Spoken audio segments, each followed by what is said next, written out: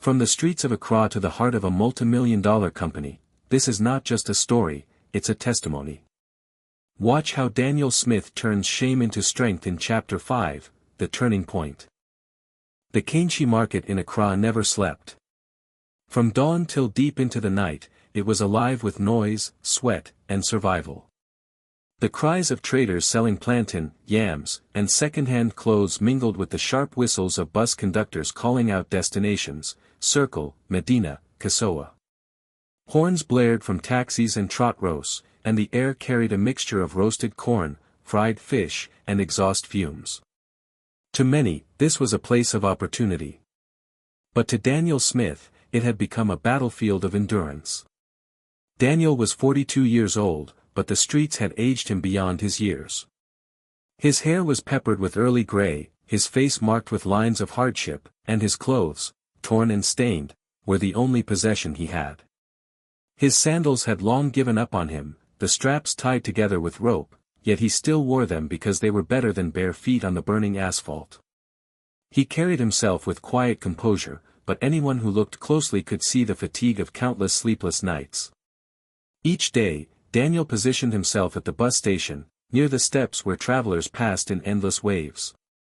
Some noticed him, most did not. When coins fell into the small rusty tin he placed before him, he nodded in gratitude. When others passed without a glance, he simply lowered his head.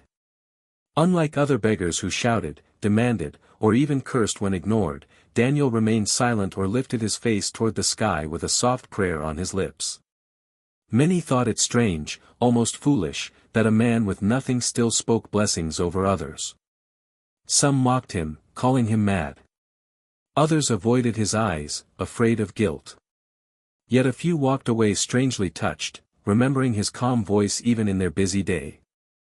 But the struggle behind Daniel's calm was real. Food was never guaranteed. Some days he survived on leftover scraps given by food vendors, other days, he went to bed with nothing but water. When the night came, he sought shelter wherever he could find it, sometimes under the metal sheds of closed shops, sometimes on bare cardboard near the station, curled against the cold harmattan winds. Rainy nights were the hardest. He would huddle against the walls, soaked and shivering, praying for dawn to arrive quickly. Despite the misery, Daniel was not entirely alone. Other beggars, young and old, often gathered near him. They looked up to him because, unlike many who fought bitterly over small coins, Daniel shared what little he had. If someone received no food all day, Daniel would split his portion, even if it meant staying hungry. They called him Beggar King, not because he ruled over them, but because his heart carried a strange sense of leadership. He encouraged them when they lost hope and reminded them that tomorrow might be better. Few knew his true story. Before misfortune overtook him, Daniel had been a man of ambition. He once studied business administration, filled with dreams of running his own company. He believed in hard work, and for a time, it seemed his dreams were within reach. But betrayal from a trusted partner left him bankrupt and disgraced. With no family willing to support him, and every opportunity closed against him, Daniel fell from an aspiring entrepreneur to a man living on the mercy of strangers. The world saw only a beggar, but inside, Daniel knew he was more. And through it all, his faith never wavered. Even in hunger, even in humiliation, even when the laughter of mockers stung, Daniel clung to God's promises. He reminded himself of the scriptures he had learned in his youth, verses that spoke of a God who lifts the poor from the dust and sets them among princes. Though everything in his life suggested failure, he carried a deep conviction that his story was not over. He believed that in God's time, the ashes of his suffering would give birth to a testimony. To most passers-by, Daniel was invisible, just another beggar at Kanshi. But to heaven, he was a man being prepared for something greater. The rains came suddenly that night in Accra. Dark clouds had gathered throughout the afternoon, and by evening, they broke open in a heavy downpour that turned streets into rushing streams. Traders scrambled to cover their goods with plastic sheets, commuters dashed for shelter, and the once busy Kanshi market grew quieter as night deepened. For most, it was just another rainy evening. For Daniel Smith, it was another night of endurance. With no home to run to, Daniel searched for a dry corner. His usual sleeping place near the bus station was soaked, so he dragged himself toward the awning of a closed shop. The roof leaked in places, but it was the best he could find. His clothes clung to his thin body, drenched and cold. His sandals were heavy with mud. Shivering, he pulled his knees to his chest and wrapped his arms around them, trying to shield himself from the chill.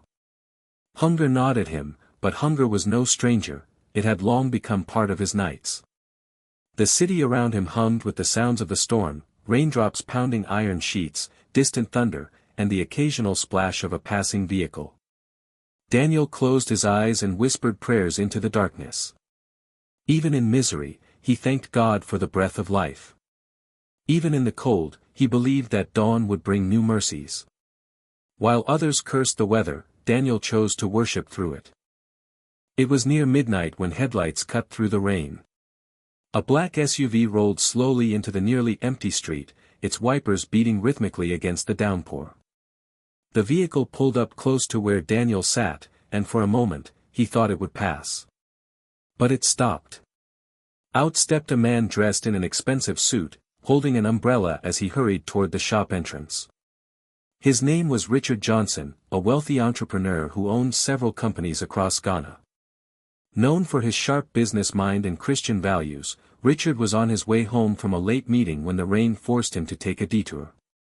At first, Richard paid no attention to Daniel. Beggars were a common sight in Accra, and most people avoided looking too closely. But something about Daniel's posture made him pause. Instead of cursing the rain, Daniel's lips moved in steady prayer. Instead of bitterness, there was calm. Richard slowed his steps and glanced back. In the dim light, he saw Daniel's soaked figure, fragile yet strangely peaceful, like a man resting in hope rather than despair. Compassion stirred within him. He could have tossed a few coins and left.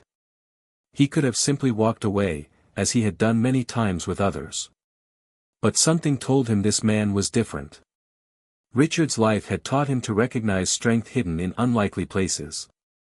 There, in the shadows of Kanshi, he saw not just a beggar, but a man holding on to faith when everything else was gone. Instead of giving Daniel money, Richard made a bold decision. He asked his driver to return in the morning and bring Daniel to his company warehouse. He wanted to give the beggar a chance at honest work. For many, it would have seemed foolish, who hires a man from the streets? But for Richard, it was a test of both faith and opportunity. When morning came, Daniel rose weak from hunger but ready to face another day of begging. He had no idea that the midnight encounter in the rain would be the turning point of his life. The step of one man's compassion would become the seed of a destiny too great for him to imagine. And so, what began as another night of struggle in the storm quietly became the doorway to a future God had been preparing all along. The following morning, Daniel Smith arrived at Richard Johnson's warehouse with uncertainty written all over his face.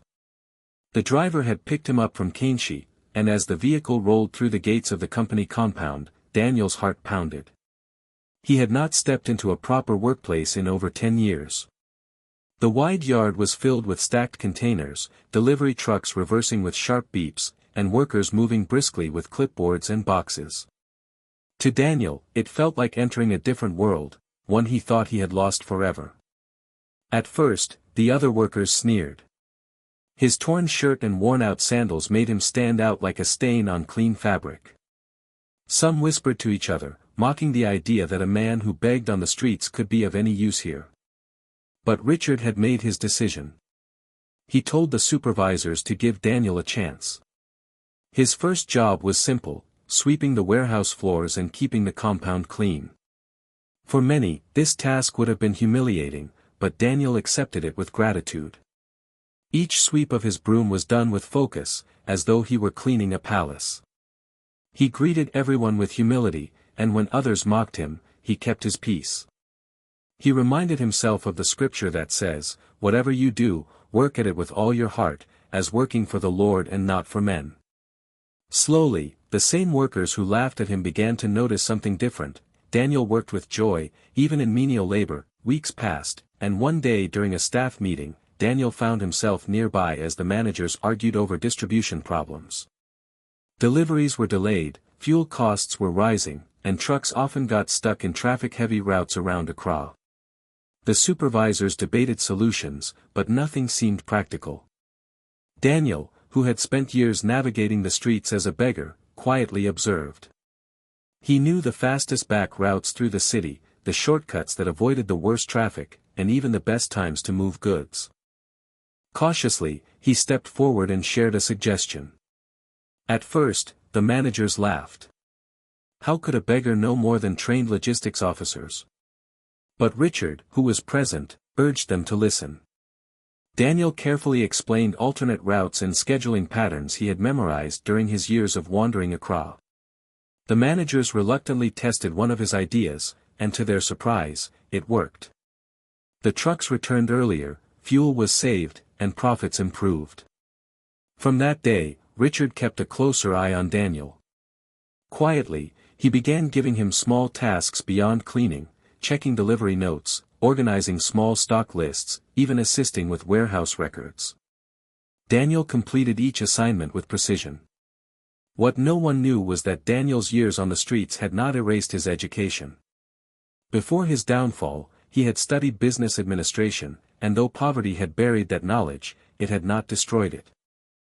As the months rolled by, Daniel's hidden gift began to shine. He kept neat handwritten notes, calculated expenses accurately, and suggested improvements that others had overlooked. More than his skills, his integrity stood out. When extra money passed through his hands, he returned it without hesitation. When accused wrongly of mistakes, he remained calm, never defending himself with anger but always with patience. His character became his shield, and his wisdom became his weapon. Slowly, the man once mocked as a beggar became a trusted hand in the warehouse. Supervisors who once looked down on him began to address him with respect. Some even asked for his guidance. For Daniel, it was not pride that filled his heart but gratitude. He knew this was not his doing but the favor of God at work. The years of humiliation had not been wasted, they had sharpened his endurance and given him eyes to see solutions others ignored. The same streets that had broken him had also trained him. And now, within the walls of Richard Johnson's company, Daniel was no longer just a cleaner. He was a man rediscovering the purpose God had placed inside him, a purpose that even poverty could not erase. With time, Daniel Smith's rise within the company became impossible to ignore. The man who once swept the warehouse floors was now trusted with handling schedules, stock, and even parts of the company's finances. Workers who had mocked him began to respect him, and some even admired the quiet strength with which he carried himself. To Richard Johnson, the owner, Daniel was proof that God could lift a man from dust and shape him into a vessel of excellence. But success always attracts opposition. Among the senior managers, envy began to grow. Some had been with the company for years yet had not gained Richard's trust as quickly as Daniel had. They whispered behind his back, calling him a pretender who only got attention because of pity. In their eyes, it was unacceptable that a man once called Beggar King could suddenly be treated as a leader. Their jealousy hardened into a plan. One evening, after the warehouse had closed, two managers slipped into the accounts office. They tampered with receipts, altered figures, and removed items from the stock records. By the time they were done, the books pointed to one conclusion, that Daniel had stolen from the company. They spread the rumors quickly, fueling suspicion. He was a beggar for years, they said, of course he would steal when he finally touched money. The next morning, Daniel arrived to find police officers waiting. Shock rippled through the workers as he was handcuffed and taken away. Some pitied him, others believed the accusations immediately. For Daniel, the humiliation was crushing. He had worked so hard to rebuild his life, only to find himself back in chains. That night, inside the cold, dim cell, memories of Kanshi came rushing back. Hunger, rejection, loneliness, they all felt fresh again. For a brief moment, he wondered if this was how his story would end. But then he remembered the story of Paul and Silas, beaten and locked in prison, yet singing hymns at midnight. Slowly, Daniel began to sing. His voice was low at first, trembling with pain, but it grew steadier as he worshipped. Other inmates listened in silence, astonished by the strange peace in his song. Even in chains, Daniel refused to curse God. By morning, news reached Richard Johnson. He was stunned, for he had always trusted Daniel's honesty. Instead of relying on hearsay, Richard demanded the truth. He personally reviewed the security cameras and the accounts. The evidence was clear: the real culprits were the jealous managers who had framed Daniel. Richard wasted no time. He rushed to the police station, ordered Daniel's release, and exposed the plot before the entire staff. The guilty men stood trembling, expecting immediate dismissal.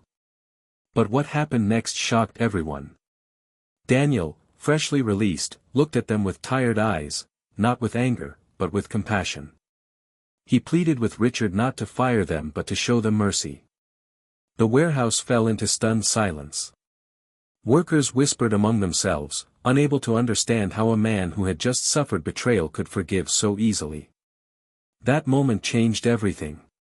Even those who once despised him bowed their heads in respect. The police officers, hardened by years of dealing with criminals, admitted they had never seen such grace. For Daniel, forgiveness was not weakness, it was the greatest proof of the God he served. The test of betrayal had become the platform for his honor. What the enemy meant for his downfall, God had turned into a testimony that would not be forgotten. Months had rolled into a year, and the transformation of Daniel Smith was no longer a whisper within Richard Johnson's company, it had become a testimony. The man once ridiculed at the Kanshi bus station, dressed in torn clothes and broken sandals, was now a figure of respect in the warehouse and beyond. Though his rise had been quiet, it was steady, like the unseen roots of a tree strengthening the trunk before the branches stretched toward the sky. Daniel's days began earlier than everyone else's. Long before the warehouse workers reported, he arrived to walk the compound in silence, noting what needed attention, sweeping corners others overlooked, and reviewing documents left behind on desks. His sharp memory, honed by years of wandering the streets and observing details others ignored, became his greatest tool. Every mistake in inventory, every misfiled note, every loophole in transport schedules, Daniel spotted them with an ease that baffled the managers. Richard Johnson, the 55-year-old owner, watched with increasing admiration. With his broad shoulders, sharp almond eyes, and neatly groomed silver-gray hair, he had built his company with discipline and intuition, but he knew wisdom when he saw it. In Daniel, he did not see a cleaner. He saw a man who had been broken, humbled, and rebuilt by life itself. And in that humility lay a strength rare in men. But not everyone shared Richard's vision. Some supervisors still struggled to accept the 42-year-old man with a peppered gray head of hair, wrinkled face, and thin frame as anything more than a beggar in disguise. They whispered in corners, questioning why Richard gave him increasing responsibility. Some went further, setting traps to expose him, intentionally misreporting numbers or leaving behind extra money, hoping Daniel would slip. Yet, every time, Daniel returned the money, corrected the figures, and did so without malice, leaving his accusers shamed. The workers began to notice. The same men who once mocked his torn sandals now greeted him with respect. Some even sought his advice on personal struggles, drawn not just to his intelligence but to the peace he carried. Daniel never boasted of his past knowledge in business administration, nor did he reveal the full story of how betrayal and hardship had driven him to the streets. Instead, he carried himself with humility, attributing every small success to God's grace. One pivotal afternoon, the company faced its greatest crisis yet. A major shipment worth millions was delayed at the port, and miscommunication with transport officers threatened to cost Richard a lucrative international contract. Panic filled the conference room as managers argued, pointing fingers and offering excuses. Richard sat in silence at the head of the table, his face calm but his eyes heavy with the weight of the looming loss that it was then that Daniel, who had been quietly arranging files in the corner, stepped forward. With his steady cocoa-brown hands clutching a notepad, his voice, gentle but firm, cut through the chaos. He outlined a plan, drawing from the same knowledge he had once used to survive across harsh streets. He suggested rerouting part of the shipment through alternative docks, leveraging smaller delivery trucks at specific hours to bypass traffic bottlenecks, and personally offered to oversee the coordination. At first, there was silence. Then came scoffs from a few managers who could not stomach taking orders from a man they once spat at. But Richard leaned forward, his sharp almond eyes fixed on Daniel, and said, "Do it." What followed over the next 48 hours stunned the company. Daniel worked tirelessly, barely resting, guiding the drivers, recalculating expenses, and speaking directly with port officials.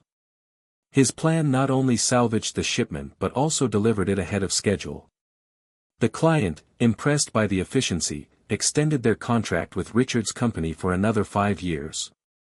The warehouse buzzed with awe. Workers who once laughed at Daniel's broom now clapped him on the back with admiration. Some even whispered the word "miracle." Richard, standing in his office window as the trucks rolled in, allowed himself a rare smile. He knew then that Daniel's place in the company was no accident. That evening, when most had left, Daniel stood alone in the warehouse. The setting sun painted the sky in hues of orange and gold, casting long shadows between the stacked containers. He leaned on his broom, the same broom that had once been his only task, and let tears blur his vision. His thin frame trembled, not from weakness but from the overwhelming weight of gratitude. He whispered a prayer, his weary yet steady voice filling the silent warehouse. "Father, I thank you. For every shame, for every hunger, for every night on the street. You used it all to prepare me for this moment." For Daniel, this was more than just a turning point in his career. It was the fulfillment of a promise, that even in the ashes of humiliation, God could raise a man to stand again. And as he walked out of the warehouse into the cool Accra night, his heart no longer carried the identity of a beggar. He was a man reborn, a vessel of resilience, and proof that destiny delayed is not destiny denied. If this story moved you, imagine what's coming next. Subscribe now, join our family, and don't miss the next chapter of the Billionaire Beggar story. Destiny delayed is never destiny denied.